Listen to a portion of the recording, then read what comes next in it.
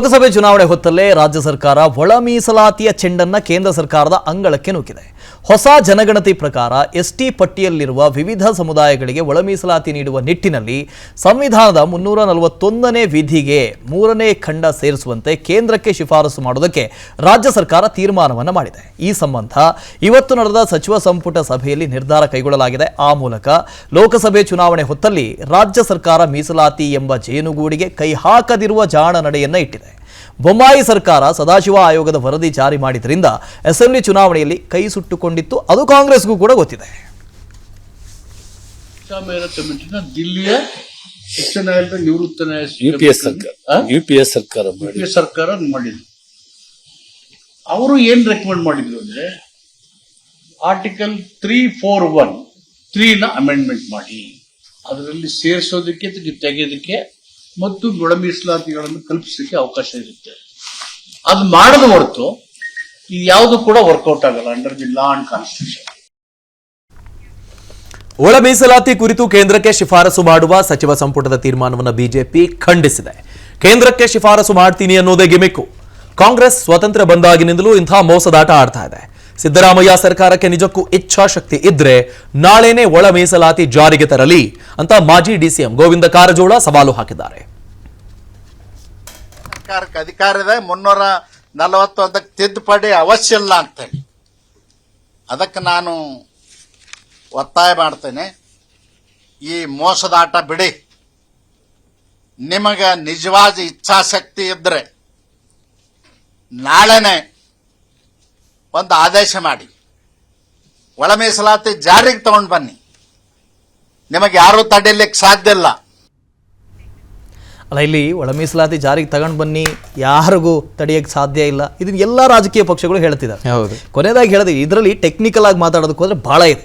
ನೀವು ಬೇಕಾದ್ರೆ ಒಂದು 2 ದಿನ ಕೂತ್ಕೊಂಡು ನೀಟಾಗಿ ಲೆಕ್ಚರ್ ಕೊಡುವಷ್ಟು ಇದರಲ್ಲಿ ಇದೆ. ಆದರೆ ಅದನ್ನು ಹೇಳಿದ್ರೆ ನಿಮಗೂ ಅರ್ಥ ಆಗೋದಿಲ್ಲ, ನಮಗೂ ಫಸ್ಟೇ ಅರ್ಥ ಆಗೋದಿಲ್ಲ. ಈ ಥರದ ಪರಿಸ್ಥಿತಿ ಇದೆ. ಈ ರಾಜಕಾರಣಿಗಳಿಗೂ ಅರ್ಥ ಆಗಿಲ್ಲ.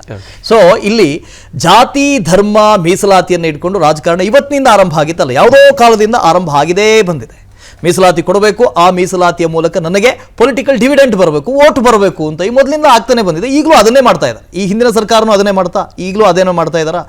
ಇಲ್ಲಿ ಏನಾಗಿದೆ ಪ್ರಶ್ನೆ ಅಂದರೆ, ಈ ಹಿಂದೆ ಚುನಾವಣೆಯ ಸಂದರ್ಭದಲ್ಲಿ ಕಾಂಗ್ರೆಸ್ಸೇ ಹೇಳಿತ್ತು, ನಾವು ಅಧಿಕಾರಕ್ಕೆ ಬಂದರೆ ಒಳ ಮೀಸಲಾತಿಯನ್ನು ತರ್ತೀವಿ, ಸದಾಶಿವ ಆಯೋಗದ ವರದಿಯನ್ನು ಯಥಾವತ್ತಾಗಿ ಜಾರಿಗೆ ಮಾಡ್ತೀವಿ, ಇನ್ನೊಂದು ಕಡೆಯಿಂದ ಕಾಂತರಾಜು ವರದಿ ಇದೆ ಅದನ್ನು ಕೂಡ ಜಾರಿ ಮಾಡ್ತೀವಿ, ಏನೇನು ವರದಿ ಎಲ್ಲ ಜಾರಿ ಮಾಡ್ತೀವಿ ಅಂತ ಹೇಳಿದ್ರು. ಇನ್ನು ಲೋಕಸಭೆ ಚುನಾವಣೆ ಬರ್ತಾ ಇದೆ. ಈಗ ಈ ಅಹಿಂದ ವರ್ಗದವರು ಹೇಳ್ತಾ ಇದ್ದಾರೆ, ಎಲ್ಲಪ್ಪ ನೀನು ಜಾರಿ ಮಾಡ್ತೀನಿ ಅಂತ ಹೇಳೋದಲ್ಲ, ಎಲ್ಲಿ ಜಾರಿ ಆಯಿತು ಇದನ್ನು ಕೇಳ್ತಾ ಇದ್ದಾರೆ. ಈಗ ಏನಾದರೂ ಆನ್ಸರ್ ಮಾಡಬೇಕಲ್ಲ.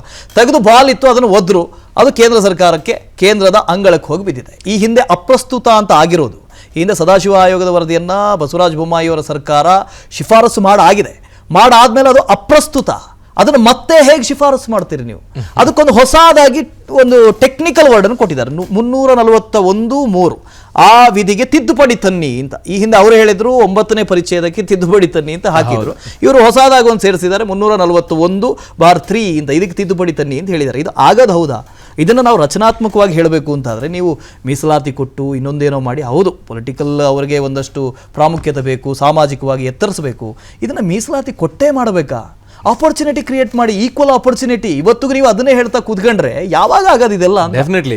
ಈಗ ನೋಡಿ, 9ನೇ ಪರಿಚಯದ ಜುಡಿಷಿಯಲ್ ರಿವ್ಯೂಗೆ ಅವಕಾಶ ಇರಬಾರ್ದು ಅನ್ನೋ ರೀತಿಯಲ್ಲಿ ಅವರು ಯೋಚನೆ ಮಾಡಿದ್ರು. ತಮಿಳುನಾಡು ಸರ್ಕಾರ ಮಾಡಿದೆ, 60% 70% ರಿಸರ್ವೇಶನ್ ಕೊಟ್ಬಿಟ್ರು, ಅವರು ಅದಕ್ಕೆ ಸಾಂವಿಧಾನಿಕ ಒಂದು ಶೀಲ್ಡ್ ಅನ್ನ ಮಾಡಿಕೊಂಡ್ರು, ಇದನ್ನೆಲ್ಲ ಮಾತಾಡಿದ್ರು. ಈಗ ಬಿಜೆಪಿ ಅವರು ಈಗ ಗೋವಿಂದ ಕಾರಜೋಳ ಅವರ ಮಾತನ್ನೇ ಕೇಳಿಸ್ಕೊಳ್ಳಿ. ತಿದ್ದುಪಡಿನೇ ಬೇಕಾಗಿಲ್ಲ ಅನ್ನೋದಾದ್ರೆ ಎಲೆಕ್ಷನ್ ಟೈಮಲ್ಲಿ ನೀವು ಕೊಟ್ಬಿಡ್ಬೋದಾಗಿತ್ತಲ್ಲ ಸರ್. ನೀವ್ ಯಾಕೆ ಹಂಗಾದ್ರೆ ಈಗ ನಿಮ್ಮ ನಡೆ ನೀವು ಪೊಲಿಟಿಕಲಿ ಪ್ಲೇ ಮಾಡಿದ್ರಿ ಅನ್ನೋ ತರ ಒಪ್ಕೊಂಡಂಗಿದೆ. ಅದು ತಿದ್ದುಪಡಿನೇ ಬೇಕಾಗಿಲ್ಲ, ಕೇಂದ್ರ ಸರ್ಕಾರ ಇದಕ್ಕೆ ಓಕೆನೇ ಮಾಡಿ ಮತ್ತೆ ಯಾಕೆ ಶಿಫಾರಸ್ ಮಾಡಿದ್ರಿ? ಈಗ ಇವರು ಶಿಫಾರಸ್ ಮಾಡ್ತೀವಿ ಅಂತ ಏನ್ ಹೇಳಿದಾರೆ ಗೊತ್ತಾ ಬಸು? ಮೇಕೆದಾಟು, ಎತ್ತಿನ ಹೊಳೆ, ಅಥವಾ ಇದು ಇನ್ಯಾವುದೋ ಕೃಷ್ಣ, ನೀವೇನಾರ ತಗೊಳ್ಳಿ, ಕಾಂಗ್ರೆಸ್ನವರ ಪ್ರಣಾಳಿಕೆಯನ್ನು ನೀವು ಗಮನಿಸಿ, ಬಿಜೆಪಿಯವರ ಪ್ರಣಾಳಿಕೆಯನ್ನು ಗಮನಿಸಿ. ಈ ವಿಷಯದಲ್ಲಿ ರಾಜ್ಯ ಸರ್ಕಾರ ಒಮ್ಮತದಿಂದ ಶಿಫಾರಸು ಮಾಡುತ್ತದೆ, ಶಿಫಾರಸನ್ನು ಕೊಂಡೊಯ್ಯುತ್ತದೆ, ಕೇಂದ್ರದ ಗಮನಕ್ಕೆ ತರುತ್ತದೆ. ಇವೆಲ್ಲ ಪ್ರಣಾಳಿಕೆಯಲ್ಲಿ ಕೊಡಬಹುದಾದ ಪ್ರಾಮಿಸ್ಗಳ ಇವೆಲ್ಲ. ಗ್ಯಾರಂಟಿ ಅಲೆಯಲ್ಲಿ ಇದನ್ನ ನಾವು ಮರ್ತು ಬಿಟ್ವಿ ಅಂತ ವಾಸು, ಅಥವಾ ಜನ ಮರ್ತು ಬಿಟ್ರು ಅಂತ. ಈ ಜೇನುಗುಡಿಗೆ ಕಲ್ಲು ಹಾಕೋದು ಅಥವಾ ಕೈ ಹಾಕೋದು ಇದು ಇವ್ರಿಗೂ ಗೊತ್ತು. ಈಗ ಆಯ್ತಪ್ಪ, ನಿಮಗೆ ಬೇರೆ ಬೇರೆ ವರದಿಗಳು, ಕಾಂತರಾಜು ವರದಿ ಅಂತೆಲ್ಲ ಮಾತಾಡ್ತಾರಲ್ವಾ, ಕಾಂತರಾಜು ವರದಿಯನ್ನ ಅಕ್ಸೆಪ್ಟ್ ಮಾಡ್ಕೊಳ್ಳೋದಕ್ಕಷ್ಟೇ ಚರ್ಚೆ ಆಗ್ತಿರೋದು, ಅದನ್ನ ಇಂಪ್ಲಿಮೆಂಟ್ ಮಾಡಕ್ಕಲ್ಲ, ಇಂಪ್ಲಿಮೆಂಟ್ ಮಾಡೋದು ಇಲ್ಲ ಇವರುಗಳು.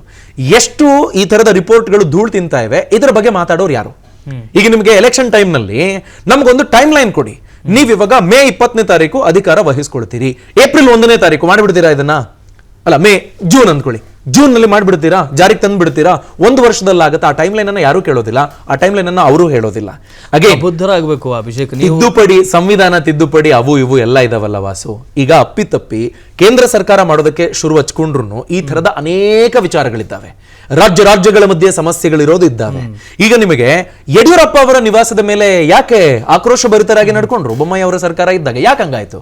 ಈಗ ನಿಮಗೆ ಕಾಂಗ್ರೆಸ್ ಮತ್ತೆ ಬಿಜೆಪಿ ಬಲ ಎಡ, ನಿಮಗೆ ಟಚಬಲ್ಸ್ ಅನ್ಟಚಬಲ್ಸ್, ಇದ್ರಲ್ಲೂ ಎಡಗೈನವರು ಬಲಗೈನವರು ಅವರು ಬೇರೆ ಬೇರೆ ಪಕ್ಷಗಳಿಗೆ ತಮ್ಮ ನಿಷ್ಠೆಯನ್ನ ತೋರಿಸಿ ಆಗಿದೆ.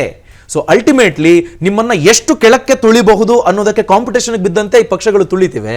ಸಮುದಾಯಗಳು ಒಗ್ಗಟ್ಟಿಲ್ಲದ ಕಾರಣಕ್ಕಾಗಿ ಬ್ರಿಟಿಷರ ಕಾಲದಲ್ಲಿ ಮಾತಾಡ್ತಿದ್ರು ಗೊತ್ತಾ, ಒಗ್ಗಟ್ಟಿರ್ಲಿಲ್ಲ, ರಾಜರ ಮಧ್ಯದಲ್ಲಿರುವಂತಹ ಒಡಕನ್ನೇ ಬಲವಾಗಿ ಇಟ್ಕೊಂಡು ಅವರು ಆಳ್ವಿಕೆ ಮಾಡಿದ್ರು ಅಂತ.